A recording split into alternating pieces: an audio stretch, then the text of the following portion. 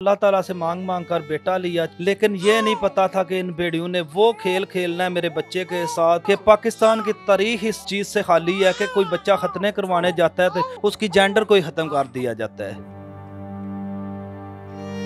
शाम साहब अपने वार्ड बॉय शवेज के साथ बच्चे को लेके ऑपरेशन थिएटर में चले जाते हैं। बच्चा जब बाहर लेके आता है, बच्चे को तकलीफ में देखा, हम तो हैरानो परेशान थे कि ये किस तरह के खतने हुए हैं कि बच्चा हमारा मुसलसल रोता ही जा रहा है। उनके सामने उधर मैं गिर गया था, बेहोश हो गया था। हम जब इधर आते हैं तो इधर डॉक्टरों की टीम खुद सर पकड़ के बैठ गया, हैरान हो गए कि ये क्या जुल्म हो गया बच्चे के साथ। पहली लेयर भी खत्म हो चुकी थी, सेकंड लेयर भी खत्म हो चुकी थी, जो थर्ड थी वो काली हो चुकी थी। इन्फेक्शन इस कदर बिगड़ चुका था, बच्चे का जो नफ्स है वो खत्म हो जाता है। बिस्मिल्लाहिर्रहमानिर्रहीम। पाकिस्तान समेत दुनिया भर में देखने और सुनने वालों को अस्सलाम वालेकुम। मेरा नाम ज़ैन इम्तियाज़ है और आप देख रहे हैं डेली पॉइंट। नाज़रीन, मेरे साथ गुजरात से ताल्लुक़ रखने वाले रफ़ीक साहब मौजूद हैं, जिनके बेटे के बारे में कहा जा रहा है कि वो बहुत बड़ी बीमारी में मुब्तला हो चुका है। रफ़ीक साहब जाते हैं जी करीबी हॉस्पिटल, वहाँ पर जाकर जो है सरकमिशन यानी कि ख़तने का प्रोसीजर करवाते हैं सर्जन डॉक्टर से, और उसके बाद जो है इनके बच्चे की जो तबीयत है वो नासाज हो जाती है और अब ऐसी बीमारी लग चुकी है कि जिसका इलाज पाकिस्तान में मुयस्सर ही नहीं है, बैरून ममालिक में ही इलाज मुयस्सर है। इन्हीं से बात करते हैं, ये सारा क्या वाक़या क्या है। रफ़ीक साहब अस्सलाम वालेकुम। वालेकुम सलाम। रफ़ीक साहब, सबसे पहले ये बताइएगा ये हुआ क्या है, क्या मामला है? आप कह रहे हैं कि डॉक्टर्स की गफलत की वजह से बच्चे की ज़िंदगी तबाह हो गई है, क्या मामला है? अल्लाह ताला ने हमको बेटा दिया, हमने खुशियाँ मनाई। जब इसके सर्कमसिजन का टाइम आता है तो हम अपने मकामी clinic Ramzan and Safdar poly clinic पर जाते हैं। उधर हमारे मकामी डॉक्टर हैं इकराम साहब, वो कहते हैं कि हमारे पास सर्जन आते हैं अजीज़ भट्टी के डॉक्टर एहतशाम साहब, वो 4 बजे आएंगे तो आपके बच्चे के वो सर्कमसिजन यानी ख़तने करेंगे। तो हम 4 बजे जब जाते हैं तो एहतशाम साहब अपने वार्ड बॉय शवेज़ के साथ बच्चे को लेके ऑपरेशन थिएटर में चले जाते हैं। तो ये जो 5-7 मिनट का काम है वो 30 मिनट में अंजाम देते हैं। बच्चा जब बाहर लेके आता है, बच्चा होश में नहीं होता, इसको कनोला लगा होता है, बच्चा बेहोश है। जैसे ही थोड़ी बहुत इसको होश आती है, बच्चा करा रहा था, ऊंची ऊंची रो रहा था, फिर बेहोश हो जाता है। मैं उनसे सवाल करता हूँ इसको बेहोश क्यों किया है, ये तो इतना काम ही नहीं है। वो कहते हैं कि ये कोई मसला नहीं, हमने एंटीबायोटिक लगाई है तो इस वजह से इसको इस तरह हुआ है, तो आप ले जाओ, रोज़ाना आना है तो इसकी ड्रेसिंग करवाते रहना है।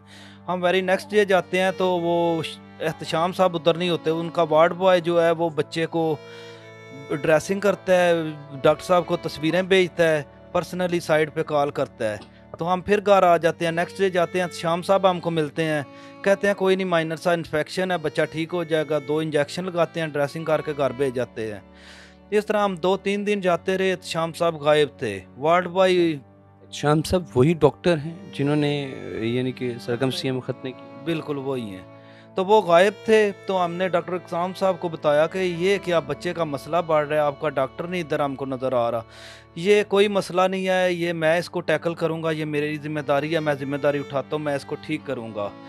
तो ये 8 दिन तक हमको मुसलसल जलील करते रहे, हमारा टाइम वेस्ट करते रहे, जिसकी वजह से ये बच्चे का जो इन्फेक्शन है वो गैंग्रीनियस की शक्ल अख्तियार कर गया। गैंग्रीनियस हो गया बच्चे को। वो गैंग्रीनियस वो ही है, वो जिस हिस्से में आता है वो उस हिस्से को तबाह कर देता है। तो हम जल्दी से उधर गए गुजरात डॉक्टर ज़ैद मकसूद साहब के पास। उन्होंने 24 घंटे उधर इसका ड्रिप इंजेक्शन लगा के किया ट्रीटमेंट, लेकिन नॉट रिकवर। तो इसके बाद उन्होंने ये रिकमेंड किया कि आप as soon as possible Lahore children hospital move हो जाओ। हम जब इधर आते हैं तो इधर डॉक्टरों की टीम ये डिसीजन करती है कि इसके ऊपर जो झिल्ली बन गई है उसको उतारना है तो नीचे की कंडीशन वाज़ह होगी। तो जैसे ही उन्होंने ऊपर से वो झिल्ली सी उतारी तो वो खुद सर पकड़ के बैठ गया, हैरान हो गए कि ये क्या जुल्म हो गया बच्चे के साथ।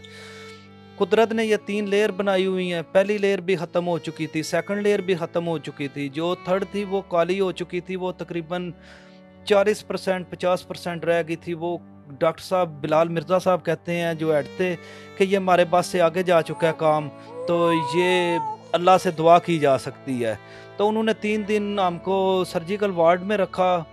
बहुत तगो दो कोशिश के बावजूद बच्चा नहीं सरवाइव कर पाया, बच्चे का जो नफ्स है वो ख़त्म हो जाता है।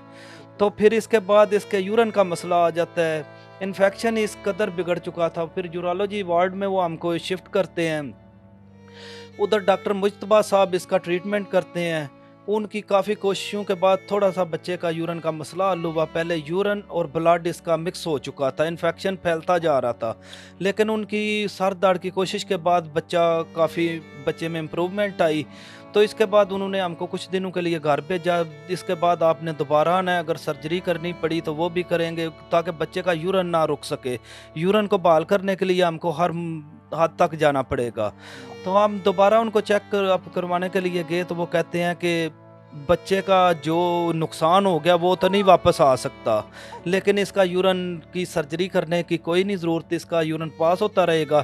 इसके लिए इसका एक ही हल है, वो टेक्नोलॉजी अब हमारे पास नहीं, वो एडवांस कंट्रीज़ में इसका ट्रांसप्लांट किया जा सकता है। वो जदीद रिसर्च के मुताबिक अमेरिका में किया जा रहा है, इंग्लैंड में किया जा रहा है और जर्मन में किया जा रहा है। जी। मुझे ये बताइएगा कि आपके इसके अलावा रफ़ीक साहब कितने बच्चे? मेरे इसके अलावा अल्लाह ताला ने एक बेटी दी हुई है, एक बेटा है। तो अल्लाह ताला से मांग मांग कर बेटा लिया, चलो जोड़ी मुकम्मल हो जाएगी।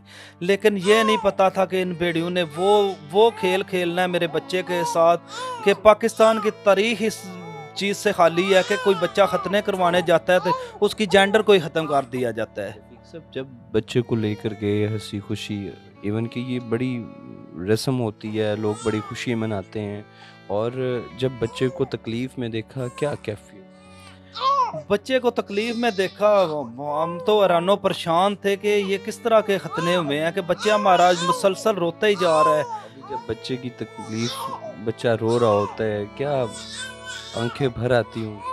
ये डॉक्टर बिलाल साहब के सामने की बात है, जब उन्होंने बोला कि इसकी 2 लेयर ख़त्म हो चुकी है, थर्ड वन जो है वो भी नॉन रिकवरेबल है। उनके सामने ही उधर मैं गिर गया था, बेहोश हो गया था। फिर वो डॉक्टर और भाई ने पकड़ के मुझको बाहर लेके आए और भाई को सारी बात बताई इसका नेक्स्ट प्रोसीजर की। मैं नहीं बर्दाश्त कर रहा था उधर। आप तो जिस डॉक्टर ने इलाज किया पहले, और उस डॉक्टर से आपने दोबारा राब्ता किया, कोशिश की कि वो सारे प्रोसीजर को खुद देखें, वो डॉक्टर्स को बताएं क्या मामला क्या था, क्या हुआ? हमने भी कोशिश की। इसका वार्ड बॉय है, वो पर्सनल साइड पे जाके कॉल करता था। तो जब काम काफ़ी बिगड़ चुका था उसकी भी उसने कॉल नहीं अटेंड की। तो हम तो परेशानी के आलम में थे।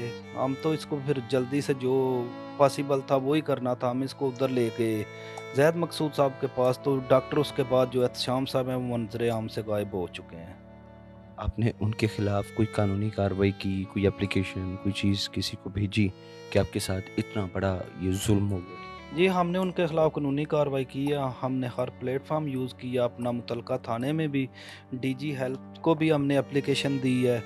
इसके अलावा पंजाब हेल्थ कमीशन को, आईजी पंजाब साहब को, जितने मुतलका इदारे हैं हमने सबको सारे प्लेटफार्म यूज़ किए हैं, लेकिन हमें अभी तक कोई पॉजिटिव रिस्पांस नहीं मिला।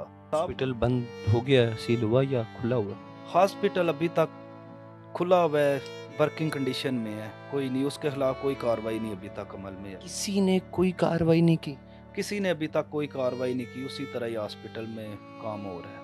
नाज़रीन, ये तमाम तर रिपोर्ट्स आप देख सकते हैं कि जिसमें बाकायदा तौर पर चिल्ड्रन हॉस्पिटल की जानिब से फाइंडिंग रिपोर्ट्स भी, इन्वेस्टिगेशन रिपोर्ट्स भी जो है वो जारी की गई कि बच्चे का सारा मेडिकल टेस्ट वगैरह, ये सारी रिपोर्ट्स आप देख रहे हैं कि बच्चा इस वक्त जिस कंडीशन में है, इस बच्चे के इलाज का पाकिस्तान में कोई भी डॉक्टर यहाँ पर मौजूद नहीं है और ना ही वो टेक्नोलॉजी यहाँ पर मौजूद है।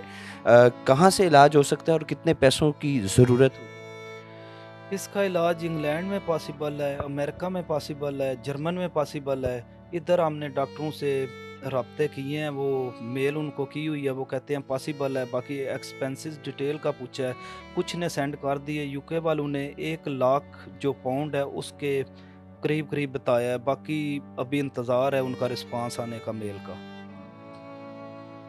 डॉक्टर्स के हवाले से क्या कहेंगे कि जिन डॉक्टर्स ने आपको इस नहज पर खड़ा किया है, उनके हवाले से उनको क्या, उनके खिलाफ कार्रवाई होनी चाहिए?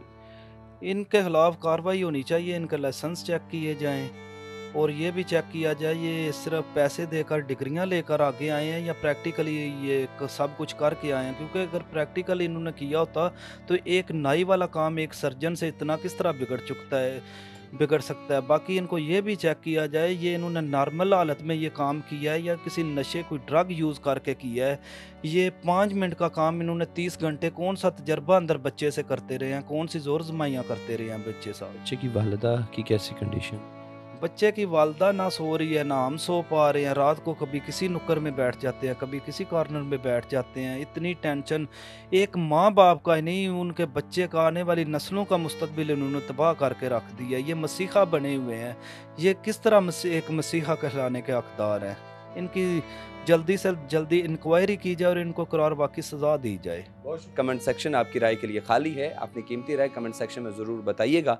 आपसे दोबारा मुलाकात होगी अगली वीडियो में। अल्लाह निगहबान।